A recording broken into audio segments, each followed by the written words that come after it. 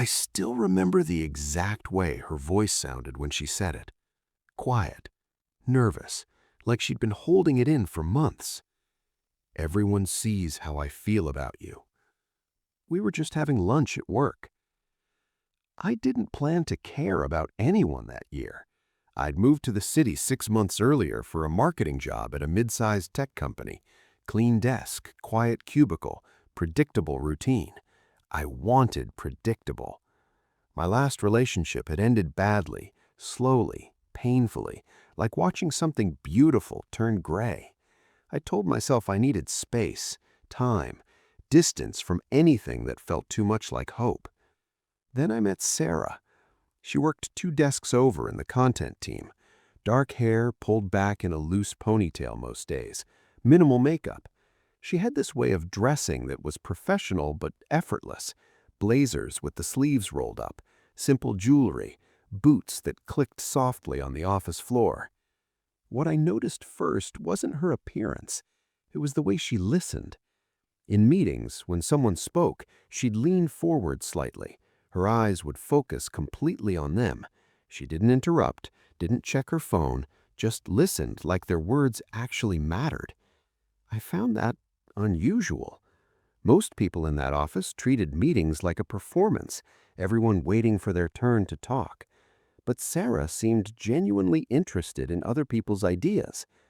I didn't talk to her much at first. We'd exchange polite nods in the kitchen, brief smiles when passing in the hallway, the kind of surface-level courtesy you give coworkers you don't really know.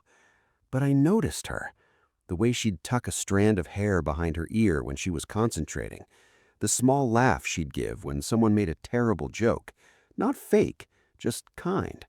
The fact that she always made coffee for the person behind her in line, asking what they wanted before they even reached the machine. Small things, forgettable things, except I didn't forget them. The first real conversation we had was over a document error. I'd sent her a file with the wrong version attached. She walked over to my desk, holding her laptop. "Hey, I think you sent me last month's report." I looked up. She was standing there with this patient expression. No frustration, no judgment, just calm. "God, sorry," I said, scrambling to find the right file. "You're fine," she said. "I just wanted to make sure before I started notes." I found the file and sent it over. "There, that should be the right one." She smiled. "Thanks." Then she didn't leave. She stood there for a second, glancing at the stack of papers on my desk. "You working on the campaign pitch?" she asked. "Yeah, due Friday." "Same." She hesitated. "If you want a second set of eyes before you submit, I'm happy to look." I blinked. People didn't usually offer that, not without expecting something in return. "Really?" "Sure," she said. "I like reading other people's ideas. Helps me think differently." "Okay, yeah, that'd be great." She nodded and walked back to her desk. I sat there staring at my screen, feeling something I couldn't quite name. After that, we started talking more. She'd stop by my desk with questions about project timelines. I'd swing by hers to ask for feedback. It became routine, normal, except it didn't feel normal. Every conversation felt like it lasted longer than it should, like we both found reasons to keep it going. She'd ask about my weekend. I'd ask about hers. She liked old bookstores, vinyl records, Sunday mornings at coffee shops with a notebook. I liked running, cooking, late-night drives with no destination. We were different, but somehow that made the conversations easier. One afternoon, I found her sitting alone in the break room, staring at her phone with this distant expression. "You okay?" I asked. She looked up, startled, then smiled faintly. "Yeah, just family stuff." I grabbed a coffee and sat down across from her. "Want to talk about it?" She hesitated. "My mom keeps asking when I'm going to settle down, get serious about someone." I nodded slowly. "That's rough." "She doesn't understand that I'm not avoiding it. I just—" She trailed off, fingers wrapped around her mug. "I don't want to settle. I want something real." The way she said that made my chest tighten. That makes sense, I said quietly. She looked at me then, really looked. Do you believe that's possible? Finding something real? I didn't know what to say. I think I want to believe it is. She smiled, sad but genuine. Yeah, me too. We sat there in silence for a while. It wasn't uncomfortable. It felt like understanding. Over the next few weeks, something shifted. I started noticing the way she lit up when I walked into a room, the way she'd find excuses to ask my opinion on things she probably didn't need help with, the way she'd laugh at my jokes, even the bad ones, like they were the funniest thing she'd heard all day. And I started finding excuses too. To walk past her desk, to offer help on projects, to stay late on nights I knew she'd still be working. We'd end up in the break room together, eating vending machine snacks and talking about nothing important. Music, movies, childhood memories. She told me about growing up in a small town, how she'd always felt like she didn't quite fit, how she'd moved to the city hoping to find people who understood her. I told her about my ex, the slow collapse, the quiet loneliness that came after. She listened the same way she did in meetings, completely, fully, like my words mattered. One night we were the last ones in the office. She was standing by the window, looking out at the city lights. "You ever feel like you're waiting for something?" she asked softly. I walked over and stood beside her. "What do you mean? Like you're going through the motions, doing everything right, but you're just waiting? For what?" She turned to look at me. "I don't know. Something that feels real." The air between us felt heavy. I wanted to say something, do something, but I didn't. I just stood there, afraid to ruin whatever this was. The lunch happened on a Thursday. We'd been grabbing lunch together once or twice a week. Nothing formal, just convenience. That day, we went to a small sandwich shop a few blocks from the office. It was crowded, noisy. We found a table in the corner, away from the rush. She ordered a turkey wrap. I got a chicken sandwich. We talked about the usual things, weekend plans, a new project starting Monday. But there was something different in the air. She kept glancing at me, then looking away quickly. Her fingers drummed on the table. She barely touched her food. "You okay?" I asked. She smiled, but it didn't reach her eyes. "Yeah, just thinking." "About what?" She took a breath, then another. "Can I ask you something?" "Of course." She looked down at her plate. "Do you ever notice the way people look at us?"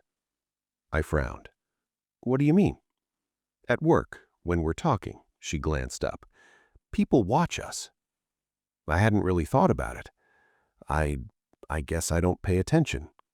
She nodded slowly. "I do." Silence settled between us. My heart was beating faster. "Sarah, can I tell you something?" she said quickly, cutting me off. Her voice was shaking. I waited. She leaned forward, just slightly. The noise of the restaurant faded, and then she whispered, quiet, vulnerable. "Everyone sees how I feel about you." The words hung in the air. I froze. My mind went blank. She pulled back, eyes wide, like she couldn't believe she'd said it out loud. "I'm sorry," she said quickly. "I shouldn't have." "Sarah, I just couldn't keep pretending anymore. I see the way they look at me when you walk into a room, the way they smile when we're together, like it's obvious." Her voice cracked. "And maybe it is. Maybe I've been terrible at hiding it." I stared at her. "Hiding what?" She looked at me like I was missing something obvious. "That I care about you, that I think about you constantly, that every conversation we have feels like the best part of my day." My chest felt tight. "Sarah, you don't have to say anything," she said, voice barely above a whisper. "I just needed you to know, because I can't keep doing this, pretending like it's just friendship when it feels like so much more." Her eyes were glassy. She looked terrified and beautiful and completely, devastatingly honest. I reached across the table. My hand covered hers. It's not just you, I said quietly. She blinked. What? I think about you too, all the time. Her breath caught. Then why haven't you said anything? I hesitated. Because I was scared. Because the last time I let myself care about someone, it destroyed me, and I didn't want to risk losing this, whatever this is, by wanting more. She turned her hand over, lacing her fingers with mine. What if wanting more is the only way to find out what this could be? I didn't have an answer. We sat there, hands intertwined, in the middle of a crowded restaurant. And for the first time in months, I felt something break open inside me. After that lunch, everything changed. Not dramatically, but quietly. We didn't announce anything at work, didn't make it official, but the distance we'd been keeping collapsed. She'd stop by my desk just to say good morning. I'd text her random thoughts during the day. We started grabbing dinner after work, long walks through the city.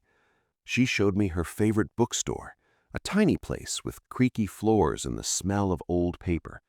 I taught her how to make carbonara in my cramped apartment kitchen. We talked about everything. Childhood fears, failed dreams, the small moments that shaped us. And we talked about the thing neither of us could name yet, this feeling between us that kept growing. One night, we were sitting on a park bench near her apartment. It was late. The streets were quiet. I'm scared, she said suddenly. I looked at her. Of what? That this is too good, that I'm going to mess it up somehow. I understood. I'm scared too. She leaned her head on my shoulder. What are we doing? She whispered. I didn't know how to answer, but I wrapped my arm around her, and that felt like enough. The conflict came from an unexpected place. A few weeks later, her ex reached out. She told me about it one evening, sitting across from me in a coffee shop. He wants to talk, says he made a mistake letting me go. My stomach dropped. What did you say? I haven't responded yet. She looked exhausted. I don't want him back, I know that, but part of me wonders if I owe him closure. I nodded, trying to keep my expression neutral. You should do whatever feels right. She frowned. That's it? That's all you're going to say? What do you want me to say? I want you to tell me not to see him. Her voice was urgent. I want you to tell me that this, us, means something, that I'm not imagining it. I stared at her. You're not imagining it. Then say it, she said, eyes pleading. Say what this is. And I realized she was right. We'd been dancing around it for weeks, holding hands, staying up late, talking like we were something more, but neither of us had actually said it. I don't want you to see him, I said slowly, not because I don't trust you, but because the thought of losing this, losing you, makes me feel like I can't breathe. Her eyes softened. You're not going to lose me. How do you know? Because I've already chosen, she said quietly. I chose the moment I whispered those words to you at lunch. Something broke in me.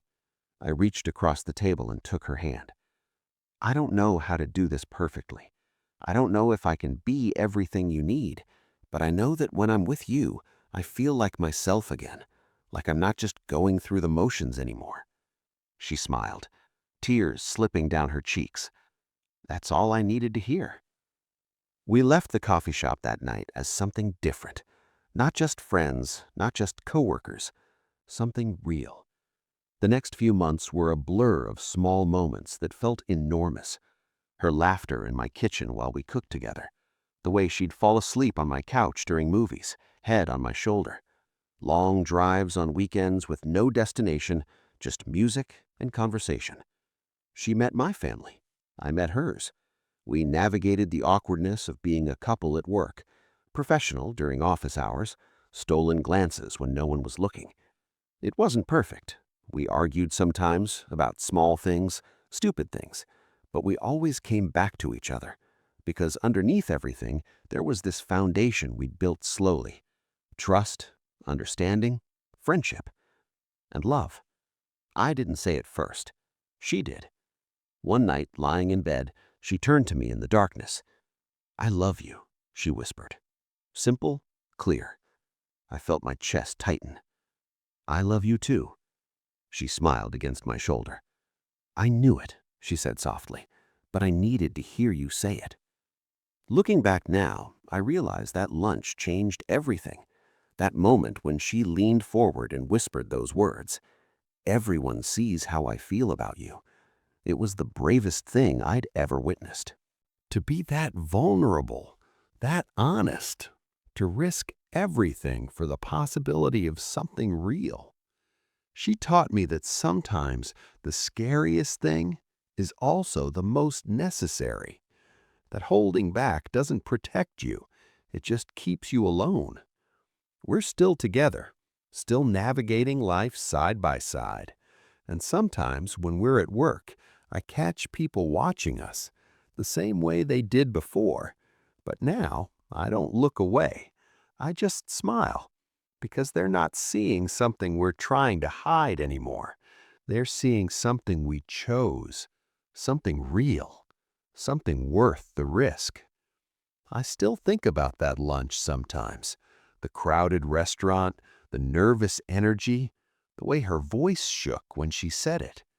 And I'm grateful that she was brave enough to say what I couldn't, that she saw something in me worth risking her heart for, that she whispered those words and changed everything. If you liked this video, don't forget to hit the like button and subscribe to the channel. Thanks.